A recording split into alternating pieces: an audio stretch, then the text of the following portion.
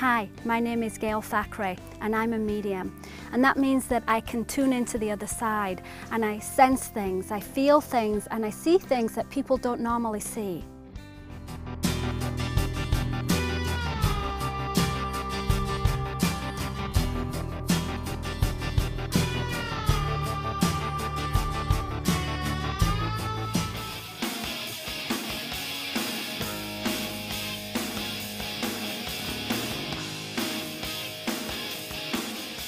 So we're here at the Glasgow Tor, and a lot of people have stories about the tour, about UFO sightings and all kinds. Have you got any interesting stories? Yeah, I do, and I must say that the only time in my life I've ever seen something, as in really seen it, was on the tour.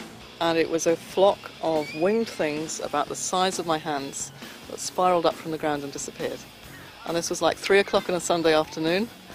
2 other people saw it as well. One old guy came over and said, "Did you see those things? What were they?" I said, "I have no idea." They weren't birds no, or bats? Or bats, that's what we thought, maybe bats, but then there's nowhere for them to come up, and they didn't move like bats. They moved like really big butterflies, but they were too big. And were they black, or what colour were they? I couldn't tell. It was because the light was kind of behind them. But they were definitely there, and you know that you have those experiences where you can't actually believe what you're seeing? It was like that. And it only lasted for a few minutes, and then we were like, okay.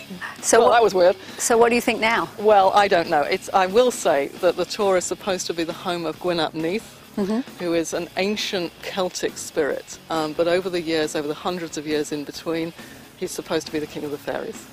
Oh, so maybe they were fairies. Maybe they were fairies. I'm kind of reluctant to say they were fairies, but you never know. You just never know around here. Yeah, you never know. I'm sure there are. Yeah, his court is supposed to be between the top of the hill and the bottom. And an old saint called Colin one day decided that he was going to challenge the king of the fairies. So he climbed to the top of the hill and he called on Gwyn to appear, and Gwyn appeared. Gwyn was apparently very nice and said, you know, if we're having a banquet, would you like some food? Would you like something to drink? You know, let me get you a beer. And St. Colin... The fairies said this? The fairies said this. The fairies are nice. And St. Colin cursed them. And they disappeared. Ah. Probably because they were annoyed that he was so rude.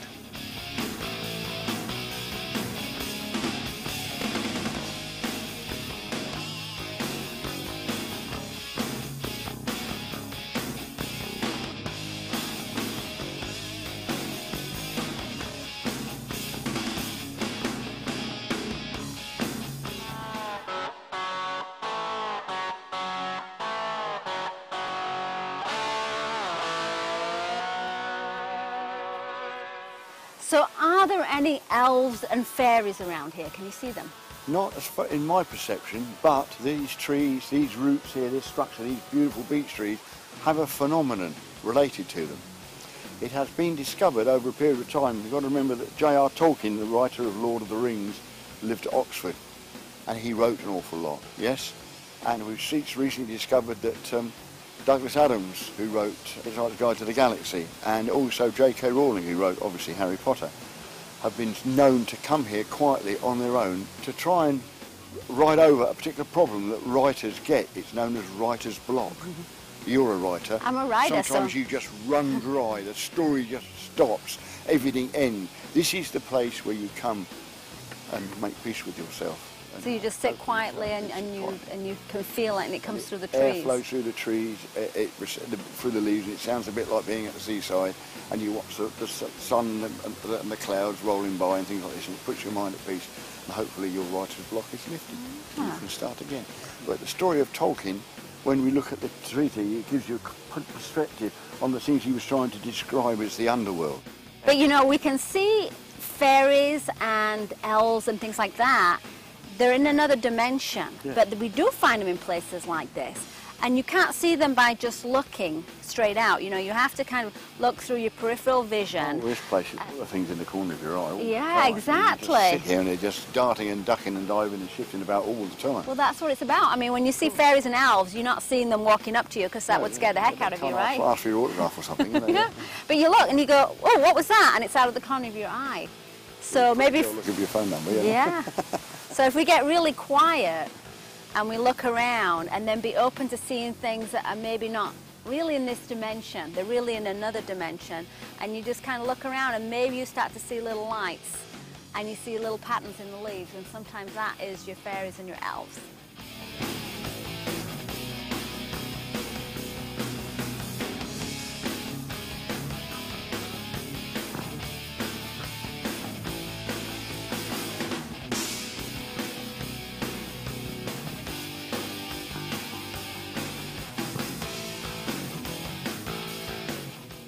I'm in Creek Toll, and this is the fairy stone circle. It's the smallest one in Great Britain, and fairies come here and use this one.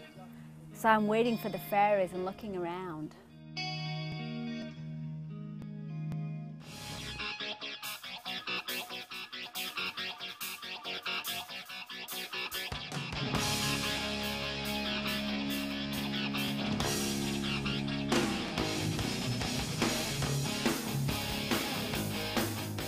I'm listening out for fairies here. This is fairyland, and they say that you can see them, but maybe not with your eyes. You have to kind of look out of the corner of your eye and you'll see little things, because they're maybe not even in this dimension. So you have to be open and allow, and maybe you see something. I sense things, but I haven't seen anything yet.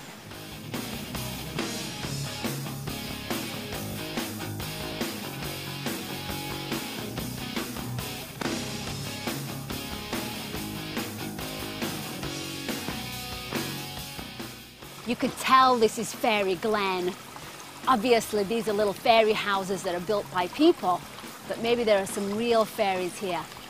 I wonder what they think of all this. It has great energy here. I imagine little eyes looking at me in the trees. And you look around and you see something out of the corner of your eye, or you see a little light. Maybe that's a fairy.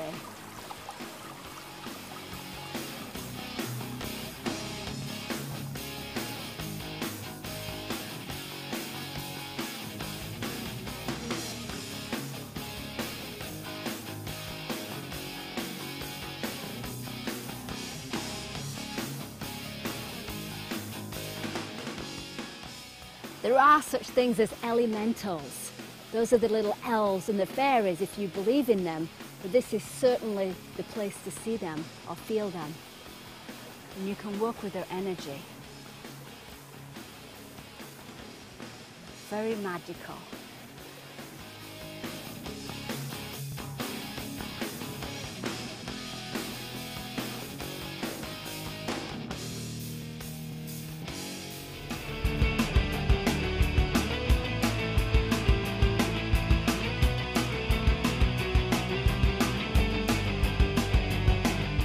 This is Trehevis Quoit, and it's an ancient burial mound thought to be 5,500 years old, and some people say it's a portal to the fairy world. It's amazing energy.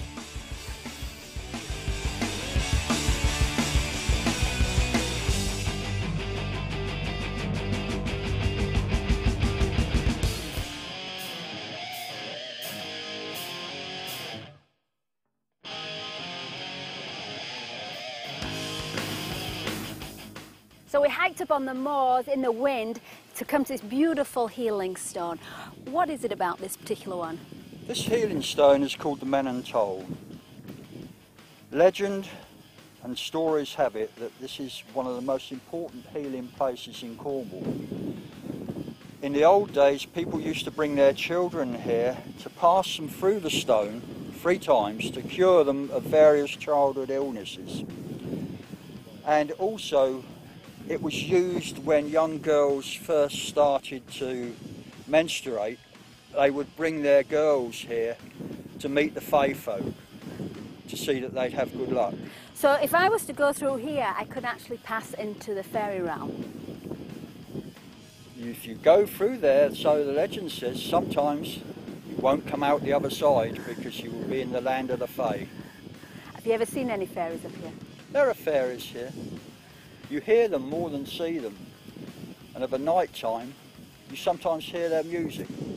Really? But you see them out of the corner of your eyes, right? You don't just see them... Just glimpse a little sparkle of light. And they're not small.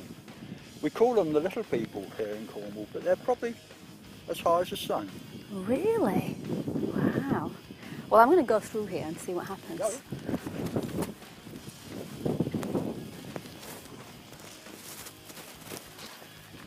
Am I in the land of the fairies and the little people? To go around 3 times, right? Try it again.